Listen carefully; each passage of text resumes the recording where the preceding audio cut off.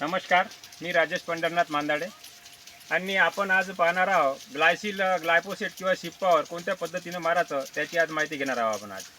तर यावर्षी पाऊस कमी असल्यामुळं उगवण पूर्व त्याचा सुद्धा आपल्याला बरोबर रिझल्ट भेटला नाही आणि त्यानंतर आपण उगवण पश्चात जे आपण युटिलिटी मॅक्स सारखे जे कपाशीला तणनाशक मारले त्याचा सुद्धा आपल्याला रिझल्ट भेटलेला नाही आहे. तर आता आपल्याला एकच इलाज आहे, तो म्हणजे आपल्याला आता ग्लायफोसेट.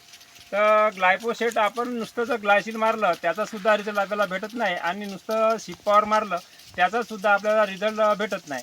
तर त्यासाठी याच्यामध्ये आपल्याला जुगाड बनवावं लागतात. त्यासाठी आपण एक जुगाड आपण तयार केलेला आहे, ते म्हणजे ना हे पॉप्युलर यामध्ये ग्लायफोसेट आहे 41% आणि शिप्पावर.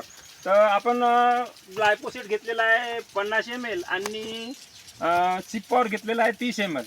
असं हे एक जुगाड आहे. जर आपण नुसतं जर ग्लायसिन मारतो म्हणलं पण पहिल्या फवारणीला तर पराठीला मार बसण्याची शक्यता जास्त असते, कारण झाड अत्यंत कोवळं असते. आणि नुसतं शिप्पावर जर मारलं तर त्याचासुद्धा रिझल्ट आपल्याला बरोबर भेटत नाही. त्यामुळे हे दोन्ही याचं कॉम्बिनेशन आपण जर केलं तर आपल्याला रिझल्ट निश्चितच चांगला भेटते. त्यानंतर आपण नुसतं शिप्पावर जर मारतो म्हणलं तर त्यामध्ये आपल्याला सुमीमॅक्सची एक डब्बी भेटते. ह्या डब्बीमध्ये आपण 15 ते 20 पंप एक डब्बी 1 लिटर आपण शिप्पावरमध्ये किंवा ग्लायसिनमध्ये टाकून त्याचासुद्धा एक आपण जुगाड करू शकतो. आणि त्यानंतर आपण त्याच्यामध्ये एक जुगाड म्हणलं तर ग्लायफोसेट किंवा कांद्याचं तणनाशक असे सुद्धा आपण मारू शकतो. तर असं झालं तणनाशक. आणि आपण आता दुसऱ्या फवारणी जर मारतो म्हणलं तर आपण नुसतं ग्लायफोसेटसुद्धा आपण सुमीमॅक्स टाकून मारू शकतो.